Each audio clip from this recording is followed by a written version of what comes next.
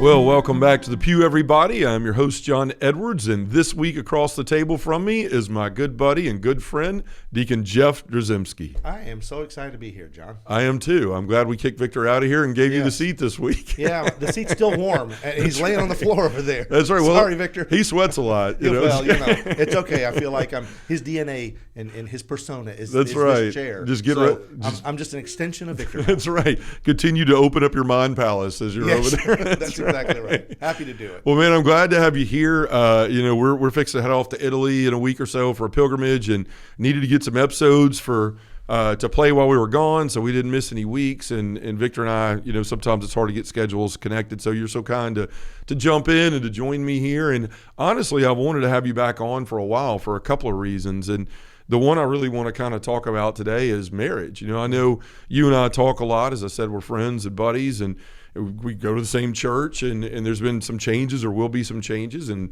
pastor and leadership and things in our parish. And Father Gio, who's going to be the new pastor, is open to a lot of different things. He wants to see a lot of different ministries sprout. And I know one has been couples and marriage ministry. And, if you look around, not just in our diocese, I travel all over the place, and you do too. You see that a lot of times there's men's ministry, there's women's ministry, there's youth ministry, there's kids ministry, but there's not couples ministry. Yeah. And really what's been out there has been pre-Cana, right? Like, okay, we want to get married. All right, the church will run you through some stuff. And let's be honest, you and I have spoken candidly about this. Neither one of ours was very great. It was just sort of 3 hours at the diocese, and here's a financial guy, and good luck. 100% agree. And I'm not like, when I say that, yeah. I'm not just complaining, because I'm actually at the diocese in charge of that. Yeah. So it's like I recognize that there's been issues, and I've been happily, at least I have. My wife, I don't know. I've been married for 36 years happily, right? Beautiful, blessed marriage. Awesome. 9 kids. We have a great marriage. I love our marriage. I love my wife. She's my best friend. All those things are great, right? Yeah. I was talking to her yesterday, and I said, hey, do you remember anything about our marriage prep? Where we went, and she goes, we went to this one day thing, and we drove there, and I don't remember where it was. And I'm like, well, I do remember that it was Dyersburg. We drove. Oh, wow. It was up there, huh? Well, it was like at the time when we were getting married, we announced this thing like 4 or 5 months before. So it wasn't the 6 months that was required. We're kids, and we're excited. We're going to get married. Yeah. And we picked a date that was January 2nd, which was like when everyone's going to be in town. She has a huge family. Yeah. And so everyone's going to be in town. So we want it to be on this date. So we need to get married then. Let's find a priest and see if it's okay. And lo and behold, Father Batson, who's gone to be with the Lord now, he said, I can do that. He was a family friend, and he was happy to do that. But, you got to do some diocesan things, got to jump through some hoops here, to prepare. So we did all the paperwork, and we did all the different things we were supposed to do, went to an NFP class. There were some other things.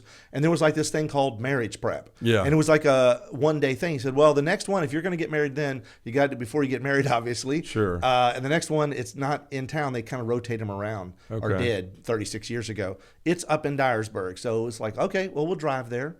And we went to marriage prep. And I asked Bess yesterday, it's like, do you remember anything that was said?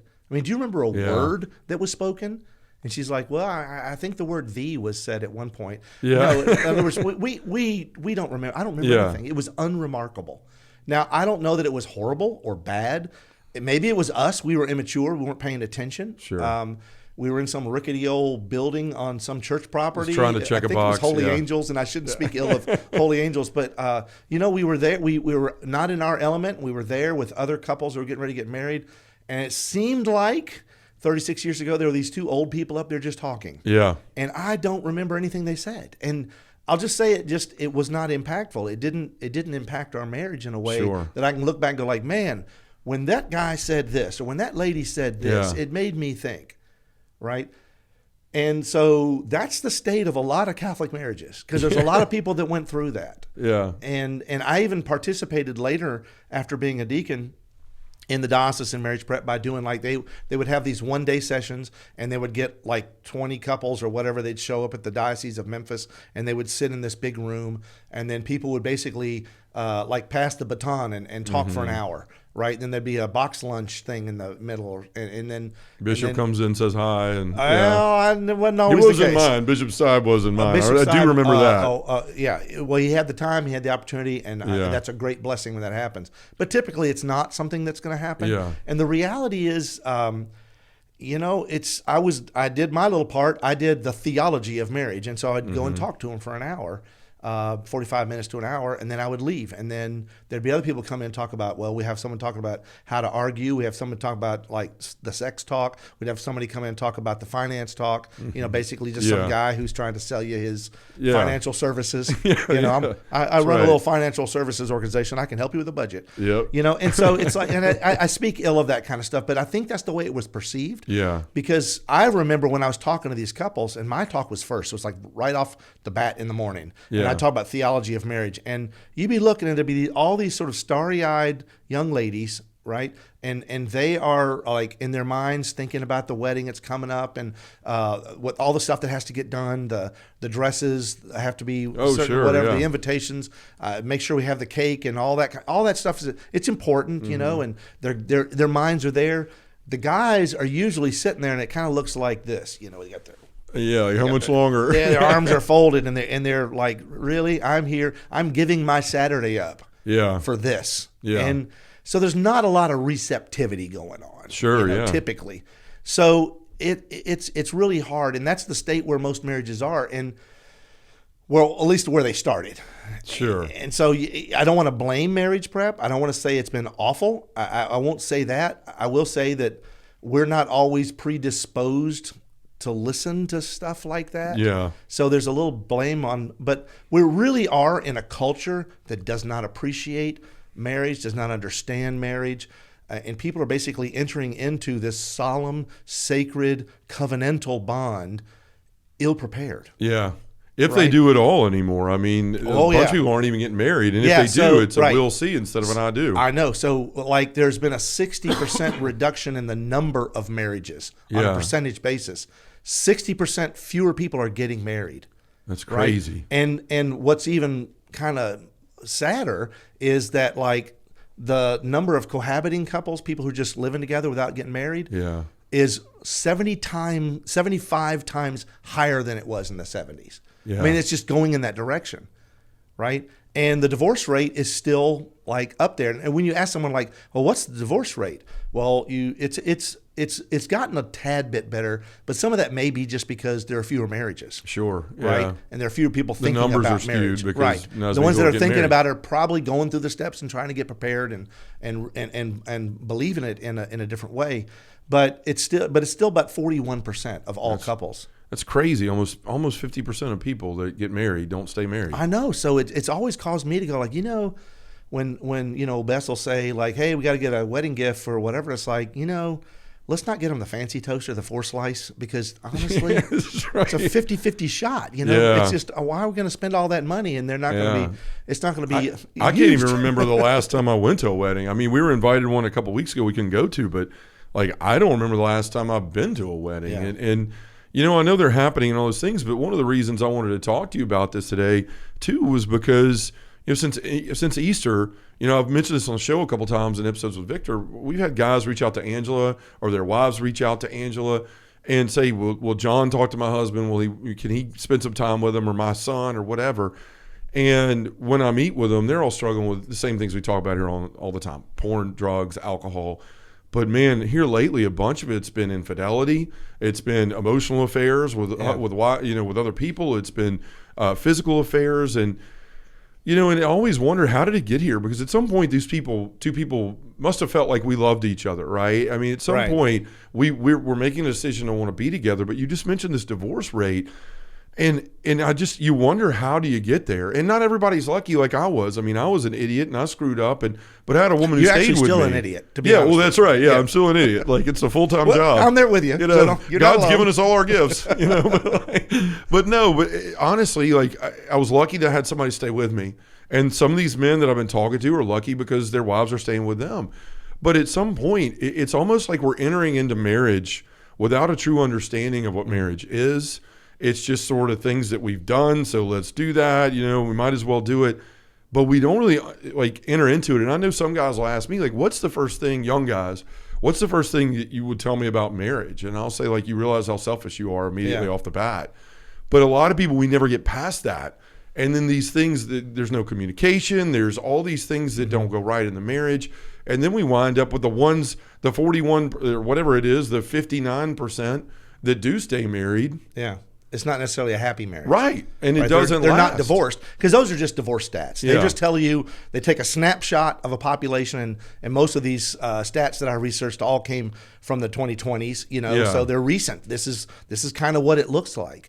But there's some other stats that are kind of interesting, because a lot of people think, well, the Catholics, because they hate divorce. The Catholics don't like divorce.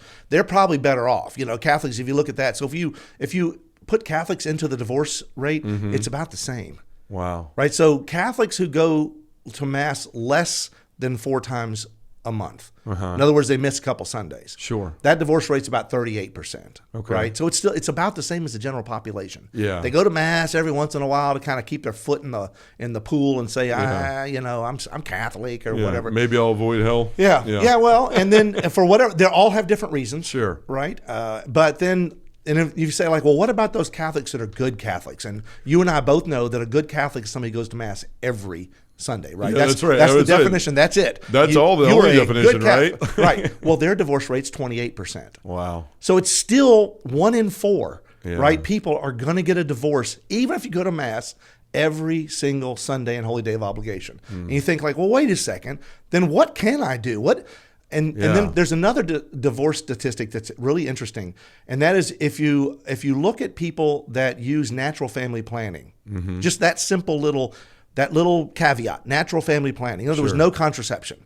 That divorce rate is well below 5%. Some say between 1 and 2%. There's a couple different competing studies, but it's between 1 and 5%. So it's like this minuscule amount of people getting divorced. Now, that really it's not causation so much as correlation. But what you can extrapolate from that is the idea that the closer you are to living the church's teachings, in other words, the closer you are to the Church of Jesus Christ, right, and not the Latter-day Saints one, sure, yeah, right. The closer you are to what Holy Church teaches about marriage, about the solemnity, about the reverence, about the respect, about the covenant. Right, the closer you are to that, the less likely you're going to get divorced. The more you understand those things. Now, again, it's not causation. Just because you don't use contraception. It's really being in a life where you are living what the church teaches. Now, here's the thing, though. Is marriage prep doing that? And has it done that? And in the past, I'm going to just say, kind of generalizing here. I'm not really big. I generally don't like to generalize. Yeah, sure. But here, I'm going to generalize a little bit and say that, marriage prep really hasn't done the thing, because it's ended up being, every diocese in the United States and around the world has a marriage prep requirement. Sure. You go to the parish priest and he says, "Oh, I'd love to marry you. Be happy. I didn't know you and Betty and Johnny. You guys are in love. That's awesome. I should have said Angela. And yeah, Johnny, there you go. Johnny, awesome. But so I'll be happy to marry you. We got a few things you got to do. I got this little list. Need this. We need to check this box. Check. Yeah. And then there's one that says like marriage prep. Sure. Right, and what that means. And what's happened is a lot of dioceses have said, well, we got a lot of people to get married. We got a lot of stuff to go through. So let's have this sort of like mini college, but like a one-day thing. Because, we can't ask people to come multiple times and spend all this time. They're busy. Yeah, everyone's busy, and they're never going to show up. They'll figure it out. Yeah, right? So it's like, that's the school of hard knocks. Right? Yeah, sure, right. We'll figure this out, you know. I love the church's view of that, though. In the older documents, it'll call marriage the school of perfection. That's kind of a cool way to look at it. But it has to start right. Yeah. And so they'll do a one-day thing for marriage prep. And the problem with that is it was my experience. I'm sure some people had great experience. I didn't. I didn't either. Yeah. Okay. You told me that. And the thing is, it's a one-day thing. It's like drinking out of a fire hose. Sure. And you get all this stuff they're saying, and you don't know if it's all good or not good or whatever. But what's supposed to happen in marriage prep is there's supposed to be kind of an ongoing relationship between the one who marries the couple or witnesses the marriage, right? So the priest or the deacon that witnesses the marriage. In fact, the new order of celebrating matrimony that just came out from the Vatican and approved by the USCCB and the Vatican and all the language and English and everything. Sure. It's a little white book that all the priests and deacons have to use in a wedding. Okay. Right? It's mandatory. That book at the beginning of it, and what are called the rubrics or the general instruction that's at the front, which gives you all the rules and all the things, the way to view this stuff, it actually says that the priest, and by extrapolation the deacon, but the one who presides at the wedding, at the ceremony, that person who presides at the ceremony, who receives the vows, right, and who preaches, should be the one that prepared them. Okay. Now, that's not the way it worked with me. I mean, yeah, we met with our priest, but he basically kind of handed us off to someone. Yeah. And I'm not beating up on the priests. They're very busy. They have a lot of stuff to do. But there's a culture where we have this need for a one-day symposium that's going to tell you everything you need to know about marriage. And it doesn't work. Yeah. Right? So we're still in this position. Like you have experienced this. I have had many a man sitting across from me in my office crying in the chair opposite me because he has destroyed his marriage. And he's taking the blame for it. But it's destroyed. It's ruined. She wants a divorce. They don't talk anymore. You know, he's got a porn problem, or he's got an alcohol problem, or a drug problem. Addicted to work, whatever it is. Or whatever. And you know, and at the end of the day, you're looking at that going like, well, how did you get there? Didn't you have marriage prep? Yeah. You had marriage prep, so none of this stuff should be a problem. Right. Because in marriage prep, they tell you, don't do that. That's all bad stuff. Stay away from all the bad stuff, and you'll be just fine. You know? And I think that's the problem. That's where we're living in that right now. Yeah. Right? And we're also living in a culture, it's like the perfect storm. It's awful. It's very, very scary right now, folks. I'm just going to tell you now, don't get dismayed, because Jesus promised the gates of hell would not prevail against it. But he didn't promise that it wouldn't get so rocky, people get thrown overboard. Yeah. Right? And that's why it's like, stay in the boat, stay in the boat. But it's like, at the end of the day, it's really in the culture, right? We have all these gender issues. We have all these, like, the only people who are really talking about marriage are not the ones who are supposed to get married. Right. Right? Yeah. And you know where I'm going with that. And the thing is, at the end of the day, the only ones who care about, who want to be married, are the ones that are like the exceptions to the rule. And that's where the people that are supposed to be wanting to get married are being taught now by the culture, by the world. Yeah, you don't have to. You don't need this. Yeah. In fact, why? Kind of like, it's an antiquated thing. It's a dusty old creed. You're signing your name on a piece of paper. Is that love? Is love a piece of paper? Yeah, they look at it as a contract instead of a covenant. That's right. Really what you're getting at. That's right, because they don't understand any of that stuff. Yeah. So it's like, what do you do? And so now we have people that are in those situations. And the ones that I appreciate the guys that will come and ask for help. I appreciate it, even if it's too late. Yeah. Because there's really nothing that's too late. But at the end of the day, at least they've realized, right? Yeah, and they're trying to do something. Yeah. But there's so many more that don't. Yeah, that don't. The ones that are in that place that are basically, they're placeholders for destruction. Yeah. Well, they've been told as men, like, you got to figure all that out yourself, right? Like, you don't need help. And I've witnessed that in our own men's group, where guys are just, we would pick at guys about having a perfect marriage and a perfect Catholic family, and then they just go, yeah, well, my wife left 3 weeks ago. Yeah. And she's not coming back because I have a porn problem or whatever, and she's had enough. And you're just going, wait a minute, what happened? And why wouldn't you tell somebody? And it goes back to how, as men, we've been raised to sort of like, you don't need anybody or anything. And if you got problems, you figure it out. And, there's a sense of pride and worth. Like, I got to show people that I don't need help and I can do this by myself. And we ride that pride to destruction of our marriage, of our own souls, of our families, and everything else. But, this is where we have to change, and we have to realize what marriage is. And it's a me and them. It's an us with God in the middle of it. Yeah. And then it's also a part of the body of the church. Like, I think one of the biggest things that could help in the church is if we actually had, just like we try to do with men's ministry and women's ministry, accompaniment.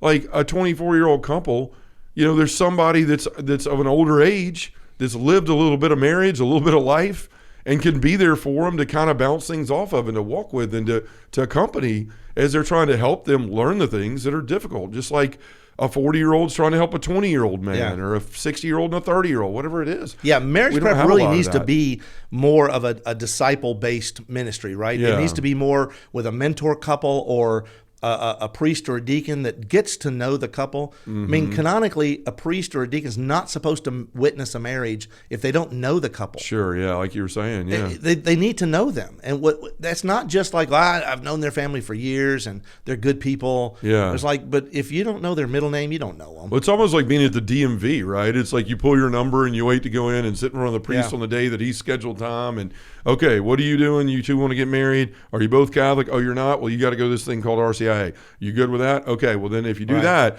then you're going to have to go to this thing at the diocese. And once you've done that, can show me proof, come back. Right. I'll make sure you still basically want to get married. And then we'll set the date and we'll do it and we'll show up and do it. You choose the readings. Yeah.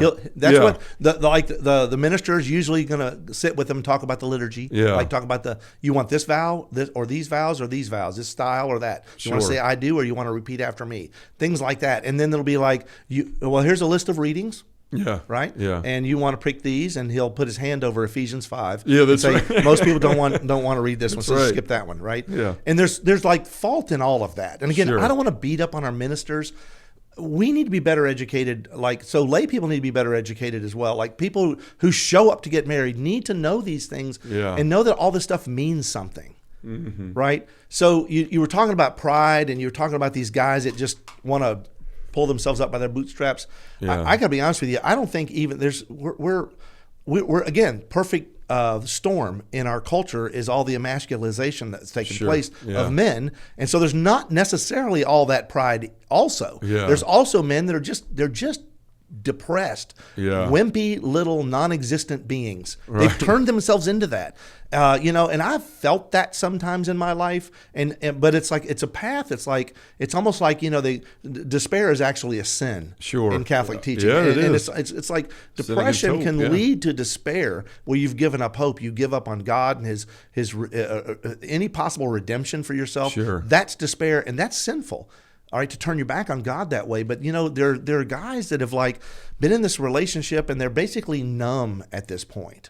Mm-hmm. It's not so much pride, I don't want help, but they're just like, I don't know what to do. They wake up in the morning and do it, and it's like they're just not, their socks don't match, and they just don't think about what they're doing that day, and they don't head into the day going like, it's another great day. Yeah. Right. And they try to find they try to find joy and all that stuff and other things. That's where they start self-medicating. Is like, well, I'll just drink. 100%. Or, well, right. I'll just they get distracted easily by other stuff, so right. they start with buying things. They spend a lot of time on Amazon. They get their perfect sound system, the big TV, whatever, and they start collecting that stuff, And I have to be careful because I have a lot of that stuff too. So I start going, am I really unhappy? No. Yeah, that's but you can start to see where depends on how big your TV is. That's right.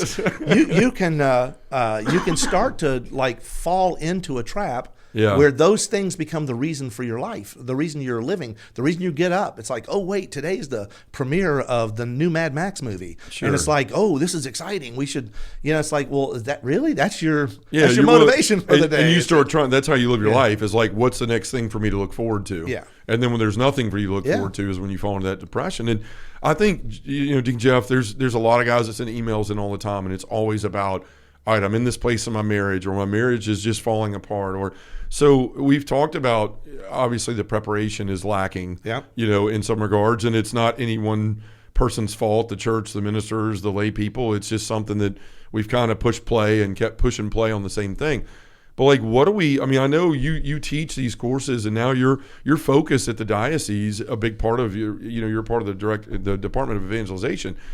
A big part of it is you're focusing on his marriage ministry and marriage enrichment, not just, all right, we're going to get people married, but we're also going to help them have a great marriage.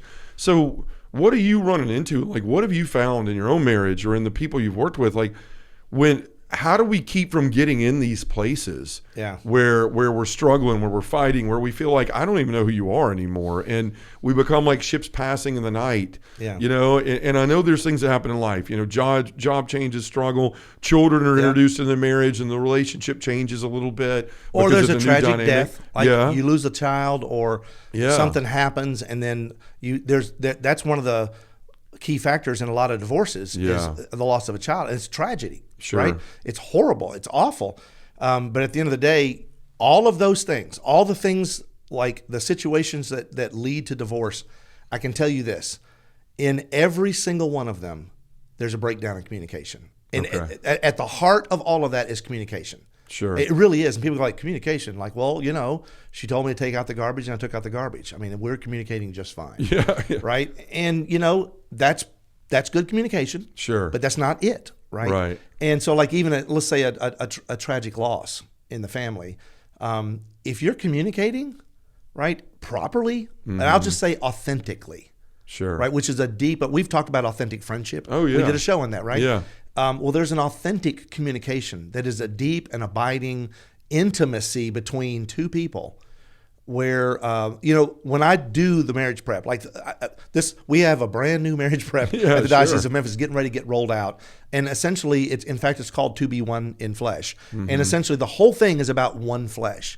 So in a one flesh relationship, when the two become one flesh, you're now a brand new entity. You still have your personal identities, your likes, your dislikes. You're still the same person you were with the same characteristics, but yet you're now you're complete together, right?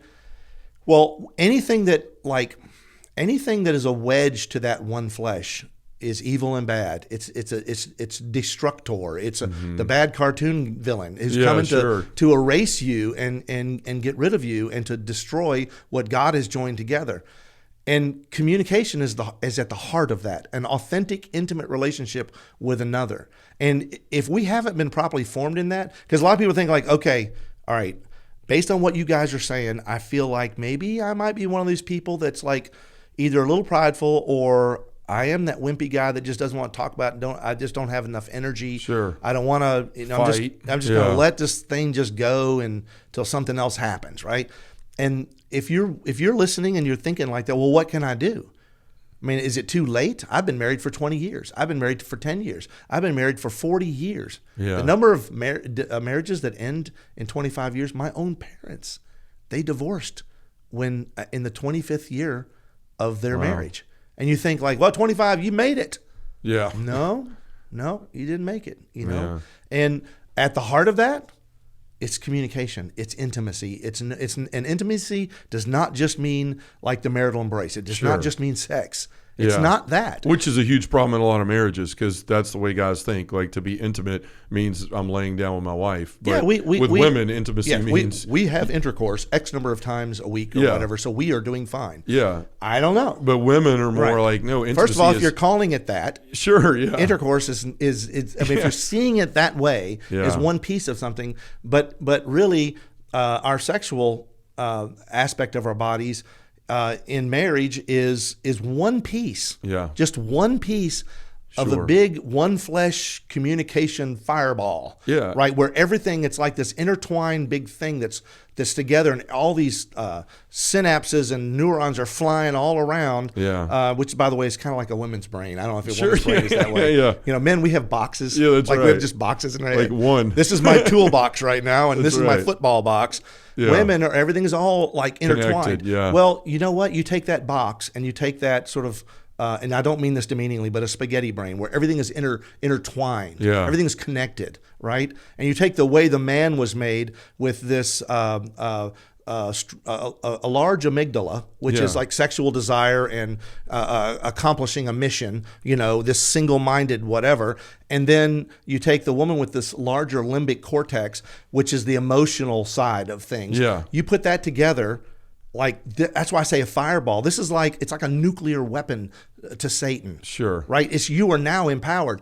And so anything that breaks that up, so lack of communication, not talking about things. There are things that you can do right now, and if you're looking for some marriage enrichment advice, what I would tell you is start communicating. And you're like, well, what do you mean by communicate? What do you mean by that? What are the things that I have to do?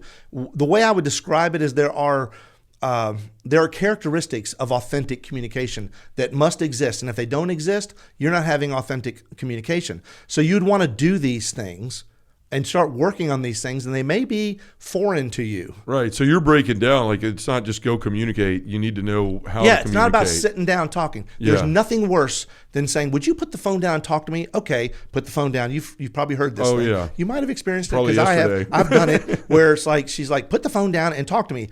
Okay, fine, I'm here. What do you want to say?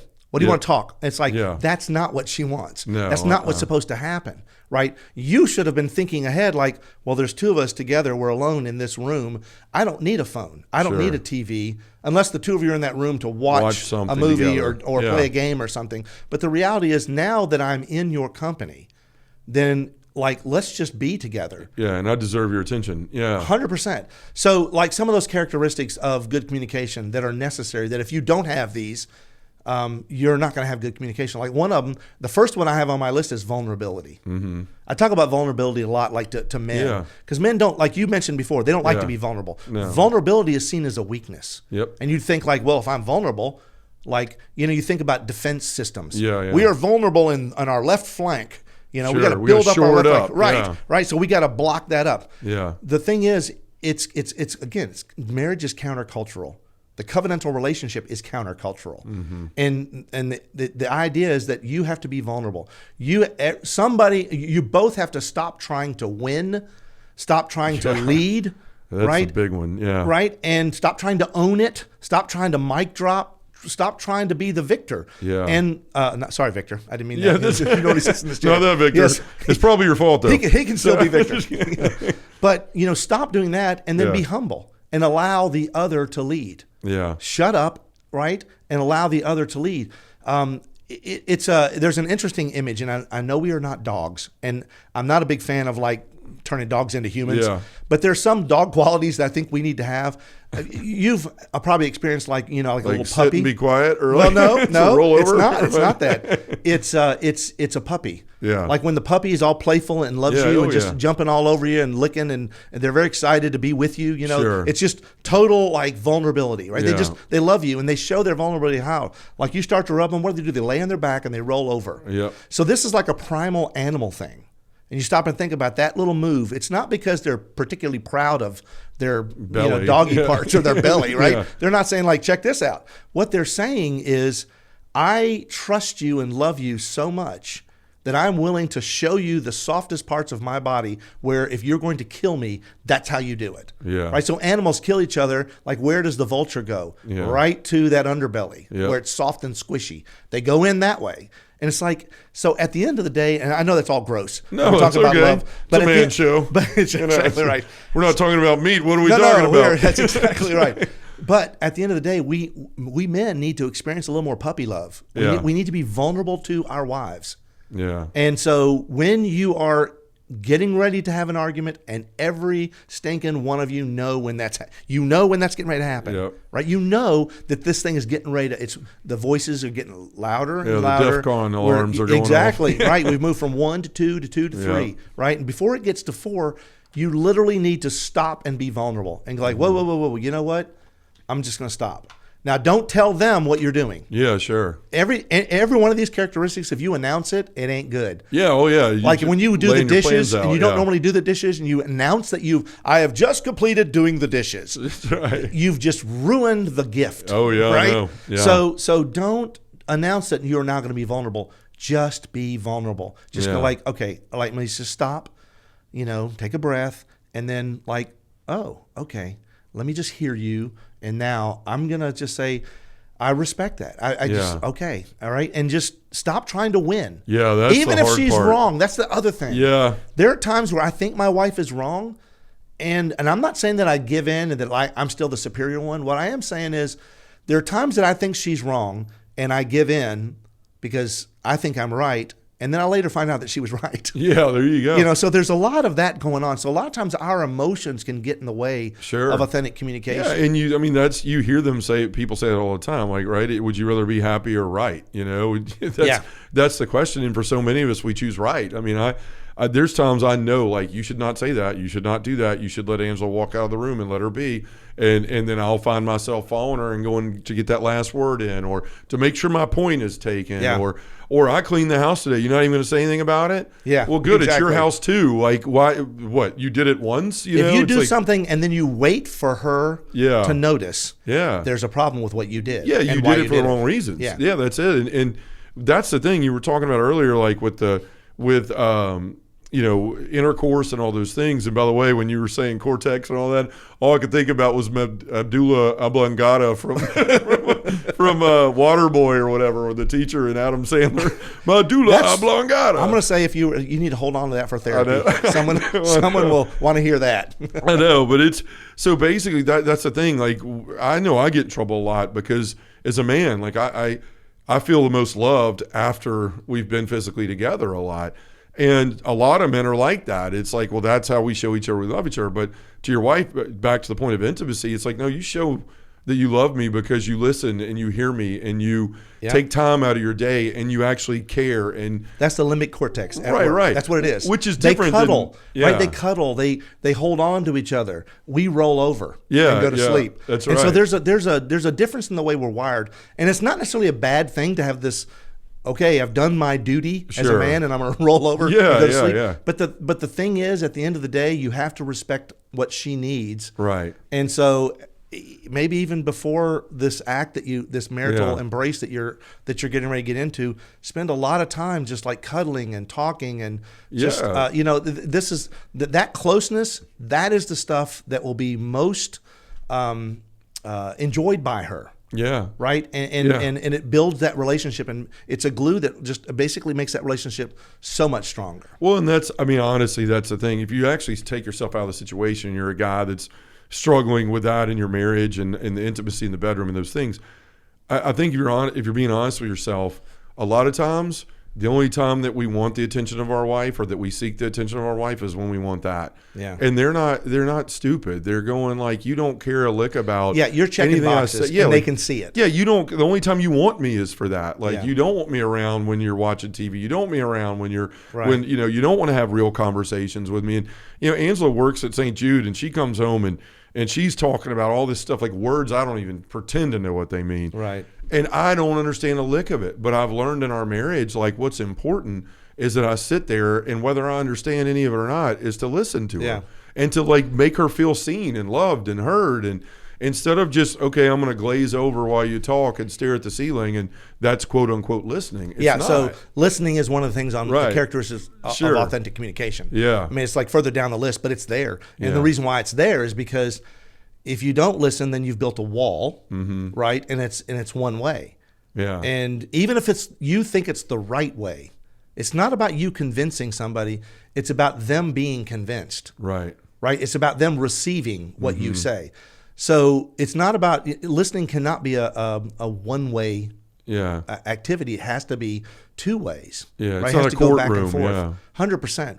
And so listening is vital. And we're so like wired, all of us, to win, to outshout, to drop the mic. I mean, I hate that the whole mic drop. If you're looking, I mean, if you're on X or if you're on Facebook, whatever it is, everyone's always there. Like, this is the post to end all posts. Yeah, right. Yeah. See what they're gonna do after that. Yeah, that's exactly right. And it's like, and then all that does is stir up more, and it's just it's obliterates things. And that's exactly what happens in a relationship. If you are not listening, that's the first thing that you as a man can do is just to shut up and listen. And that's really what the call of the gospel is. Like, we, pick up your cross and follow you. And as men, we're looking for some gigantic like sign of valiant bravery or something to woo the girl. But really what it is like, say no to yourself. Like, control your emotions and say, you know what, maybe I am going to lose, but is this going to make me look like a loser? Am I going to be some less of a man because I didn't win an argument? But that's where the devil's in there churning all that stuff. Right. That's right. This is the one flesh you're talking about. And the thing is, all the things that you want come through your willingness or lack of your willingness to sacrifice. Yeah. That's really what it is learning. And it's both ways to come back even when there is an argument and go like, look, I was wrong. And that's some of the hardest thing for anybody to say is I was wrong. But all the things that men are looking for come through what Jesus Christ said. Like, you have to lay down your life for your bride the way that I laid down my life for the church. And that doesn't mean like running out in front of a bus to push her out of the way. I mean, maybe that's the case sometime, but more often than not, it's like, I'm going to not engage in this sort of miscommunication and this caring for myself over her, because honestly, at the end of the day, that's what that is. It's caring for what I want and how I feel and what I want to say in the moment more than it is about her. And we get so caught up in that that we wind up in these places like, well, how did that happen? I thought we were going to go have sex after this. It's like, no, you wouldn't shut your mouth. Yeah. Because you had to get your way and you had to have this. And it's just ridiculous. And men, they don't want to hear that. I didn't want to hear that for a long time in my marriage. It's like, but at the end of the day, the problem isn't 100% the other person.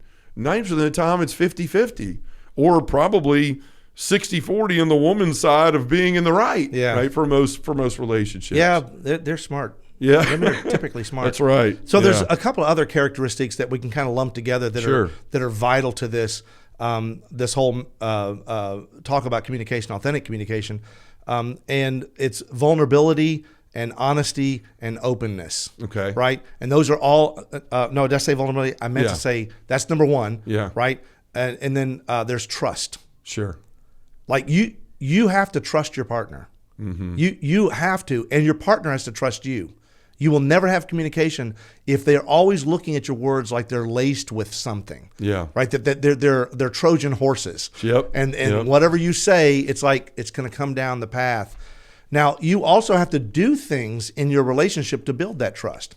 You also have to draw a red line, and everyone's got a red line. I don't know. It's different for everybody, but like there are things that you should never do. And when you do, because when you do that, once you betray a trust, it is really hard to get it back, and you will never get it back 100%. Yeah. It's kind of like when you have a heart attack. Yeah. Your heart is never going to be 100% recovered. It's always going to be like, well, you got about 95%. Sure. Angela and I are still, I mean, there's times where I'll say things that rub up against the person I used to be and the way I used to treat her. And even though she's forgiven me and really has from her heart. That's right. There's still that. That's very typical because you've done things, even if it's in your past, and you might think like, well, she still persecuted me for things I did in my past. Like, dude, you did that. Yeah. And so at the end of the day, in the back of her mind is always going to be like, so if you were unfaithful in some way, right? You haven't done that. No. To well, Angela. I mean, other than doing a lot of drugs behind her back and all that stuff. Okay, but when the husband is unfaithful, when he's crossed the line, even if they come back together, they reconcile, right? When he's working late or he's out late with the boys, doesn't come home until 3:00 in the morning, and the back of her mind is always like, at least she's saying, I hope he doesn't fall into that trap, or I hope he doesn't go down that path. Yeah. The worst thing is if she's saying like, he better not be. Sure. Because she can't help but think it. Why? Because it was a radical possibility because it happened. So that's why when you're building trust in a relationship, you have to draw a red line and you do not cross it. Sure. You don't cross it. There's like things that I always tell people that like Bess and I have never done. I mean, certainly the infidelity and stuff like that. Sure.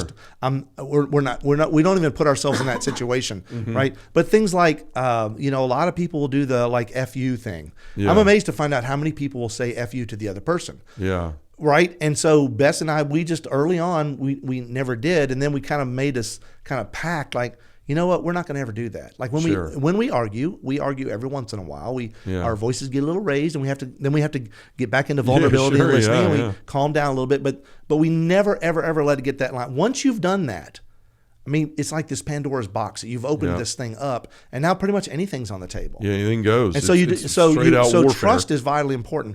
But you know what's funny? What goes hand in hand with trust are these other two things: openness and honesty. Right? You've got to be willing to be open. Guys don't like doing that. Yep. They don't want to say anything. They'll just sit there with their head down, and they don't want to talk about it. And they have to be willing to talk about it. Women like to talk about it. Yeah. And it's like you're in a one flesh relationship, and an enemy to the one flesh is this part doesn't want to talk to that part about whatever it is. You've got to be willing to be open. And also, you have to be honest. Yeah. Right? You have to say, like, this is what I really feel. And if you were honest and you really feel that way and they trust you, it's going to have an effect on the conversation, right? It's going to make for authentic communication. And they're not going to think, oh, he's Chicken Little, man. He always talks about this and he feels like this, he feels like that, but then he goes and does that. Yeah. I just don't believe him when he says that. Right. He's just making stuff up to make me feel sorry. That's for right. him. Yeah. So like, these are things that you can do in your relationship right now. You can become more vulnerable. You can listen, right? You can learn to trust, and you can learn to build trust in your partner. You can be honest. And then also you can be open with them. Now, the honesty, just one little caveat. There are some things you need to be honest, but you don't ever get personal. Sure. Right? Yeah. I honestly think that dress looks hideous on her. Right? Is she going to take that well? Now, if she asks you outright, does this make me look this or that. It's like, first of all, you never answer that question. I'm always like, look at the time. No, I think I hear one of the kids calling me. That's just as bad, John. That is just as bad as saying like, I'll be there in a minute, Jacob. You can fake a stroke. Yeah, I guess right. if you wanted to, fall down just dead. Fake narcolepsy. Clutch your heart. Yeah. But no, just you can be honest. But it's not like she needs to know that she's eating too much. Yeah. She needs to know that she burps too much. And that's actually my problem. Sure. She needs you don't need to go down this litany of things that are critiques. Yeah. And they may actually be true, but you don't need to critique. That's not the point of honesty. Honesty is really about yourself revealing the true self to the other. Yeah. Right? That's what the honesty is. Don't shroud who you are in these other things. Mm-hmm. Like, well, this stuff doesn't bother me. Sure. It's like, well, okay, but you're all red in the face and your veins are popping out of your neck. Yeah. And that's where a lot of guys have to get over the inadequacy stuff. Like the biggest wound for men is inadequacy. And especially with wives, right? I'm not enough. Am I enough here? Am I enough of a man here? Am I this or that? And that's what's hard is a lot of times when you've done things and your wife is talking to you about those faults, what do? Like that hurts. I'm feeling smaller. I don't feel like a man. So therefore I get arrogant. I blow up. I boast up. I stick my chest out. And then we start to battle. And so you have to realize that we have that proclivity to that inadequacy. Every man does. And that bowing up is a facade. Yeah, it is. That's dishonest. It is. That's what animals do. But you have to. I want to look scary. Yeah, that's right. Like, get away from me. You got me in a corner now. Yeah. But at the end of the day, you have to remember that, like, okay, this person loves me. Right, loves me, and whatever they're saying is more not than to tear that. me They down. committed their life to me. They gave their life to you. Yeah, it is love, but it's like a total self-gift of love. Yeah, I mean, I love ice cream and I love pizza, barbecue pizza especially. Sure, yeah, right? There you go. But it's like I'm not giving my life to it. Sure. So this is like a love, and I know you meant that when you were saying it. But I want people to hear that like love is total self-gift. It's willing the good of the other over yourself. Amen. And we don't do that. Nope. Very well. No. Right? We're like, well, we talk about it very well, but we don't do it very well. Whitney Houston, what have you done for me lately? Yeah, that's right. Yeah. God rest her soul. But, the thing is, if we think like that, we're in the wrong place and we're doing the wrong thing and it's going to end up the wrong way. Yeah. Right? At the end of the day. That's not marriage. Sure. What have you done for me? I deserve better. I deserve more. Yeah. It's like you have already, like, you're jettisoning yourself out of this marriage. Yeah. Right? It's doomed in that setting. That's when things started changing for me. When I woke up, when I was praying to the Lord for His will and those things, I would say, let me live for Angela's needs today, whatever Angela needs. Yeah. And I mean, I fail a lot. I still fail probably every day in some regard in that. She tells me that. But I'm sure she does. She got to tell somebody. But either or there'd be too long of a list. Yeah, I know. No. She got to clean the files out. But no, honestly, like every morning I'm just sitting there and I'm like, Lord, let me just remember at the end of the day, my life is to be given to her. And that means everything. Like, my desire is second in those things. And Lord, help me to be able to do that because it is hard to do it on your own. It's hard to overcome your own selfishness without the Lord. I mean, that's one of the reasons I'm a daily communicant and I go and receive the Eucharist because I want as much of the Lord strengthen me to do the things that I can't do myself. But I think this is so common that people struggle with these things. And marriage is the foundation of society. It should be, right? This is how God chose to show His love to the world is through marriage. And that's why it's so attacked. That's why the devil is always in the middle of it, trying to tear it apart, because he knows how dangerous it is for him. And this is the thing we have to realize. And if you're in one of these places, you can't just sit there and do nothing, right? You can't just sit there and think it's going to work. It's going to work itself out, because guess what? When the kids get to be 18 years old, you're going to be divorced, because that's what's happened to a lot of people is, well, we'll just stay together until the kids get old enough and then we'll leave. And that's not the way this is supposed to be. It's supposed to be a covenant first and foremost with you and God, and then with your spouse, right? The three of you. So I don't know, what other advice do you have for us? So, you know what? You just said something that made me think about, again, the theology of marriage and why it's so important. But when you were just saying that God shows His love, right, in the way of family, and it builds up our society, and there's the model of the Holy Family. And I've said this many times before, but the thing is, like, St. Joseph was not necessary to the biological equation. Yeah, He sure. wasn't. Right. In fact, we read every Christmas time as we prepare for in Advent. Right. we read that Joseph, being a righteous man, was going to divorce her quietly when he found her to be with child, and they had not been together. Sure. Right? So they were betrothed, so they were technically, legally bound together in marriage, but she had not moved in yet. They hadn't had the big party and all that stuff that lasts a week. They hadn't done all that stuff, right? Yeah.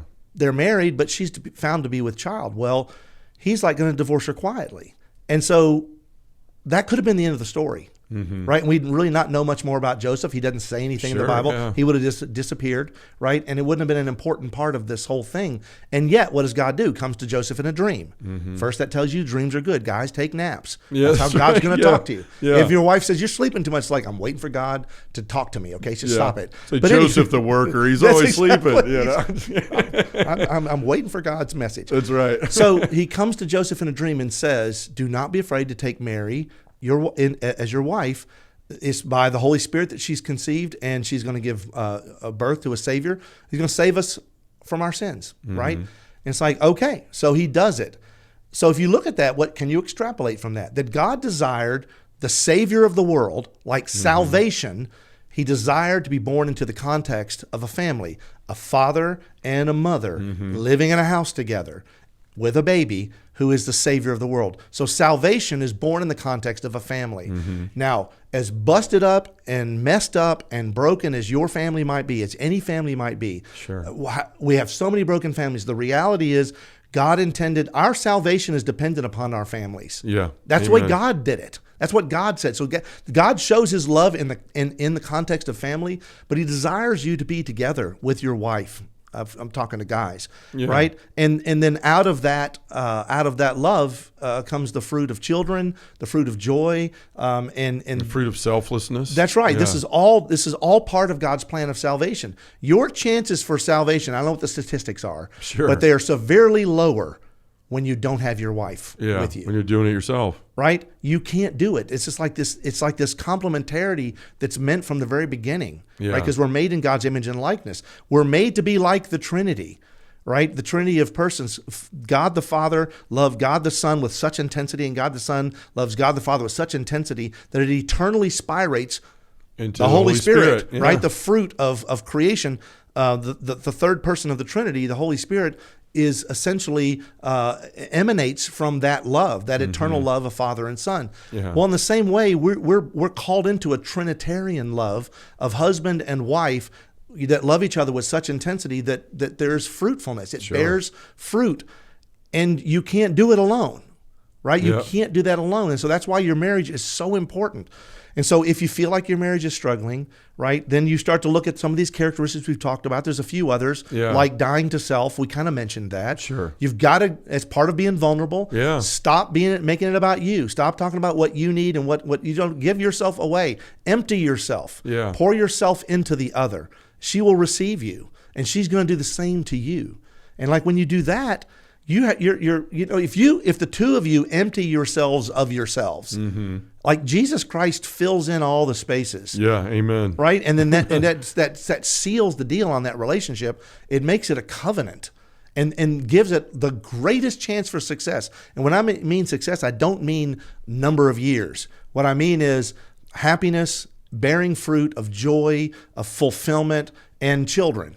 Propagating the species scientifically, but really filling the earth with love, theologically, and how powerful that is. So you've got to die to self to do that, right? If you're not, these other things, they mean nothing to you. And I give your marriage just statistically, it's not good. Right? And that's what I would say too. If you're a guy that's out here struggling, I mean, you never give up hope. Right? You do everything in your power. You start looking at things and being honest with yourself about, yes, we're in this place. Is it all their fault? No. I had a part to play in this. What did I do? And you'll be honest and go back and look at those places. And then as Deacon Jeff said, be honest, communicate, talk to your spouse about it, apologize, say you're sorry for things. Start to admit the faults that you have in things and work on it, because without it, you're never going to be fulfilled. You're never going to have your full potential as a man fulfilled. You're never going to have the shot that you do to become a saint and be in heaven forever. You're going to struggle. But I could tell you, as somebody that had a lot of trouble in their marriage, it was the cause of a lot of trouble in their marriage, that anything can be worked out and anything can be worked through if both people believe that the other people really want that and are willing to do what it takes. So if you're in that position, don't be prideful. Have this vulnerability, this humility to go and seek help, right? Go and talk to a counselor. That doesn't make you a failure. It just means that you're human like everybody else. So go and spend that time talking to the priest, talking to the deacon, seeking other couples that are living a virtuous and holy marriage, and ask for that counsel, ask for that guidance, because it's not just you, it's not just your wife, it's your children, and it involves so many other people around you, and the world needs you. They need that example of you as a man leading your family with a loving spouse, with loving children, and to be that model for the world that so desperately needs to see the sign of God's love again in the society today. So Deacon Jeff, I mean, thank you so much for coming and doing this. I know this is kind of where you got your heart and your time right now with this. I can't wait to see what you do at our parish and around the diocese with it all. Folks, if you want to hear more from Deacon Jeff, which I'm sure you do because he's awesome and it's great every time he's on here. Yeah. But he's got a show on EWTN Radio and podcast. They have the EWTN podcast website too. It's called The Catholic Cafe. It airs once a week or? Yeah, so it airs on EWTN on their terrestrial radio stations once a week. Sure. But it is on their audio on demand site, which you can get an app on your phone. Yeah. And you can also go to thecatholiccafe.com and hear the latest episode. Right. So it's on Apple and everything else, and then you also speak too, right?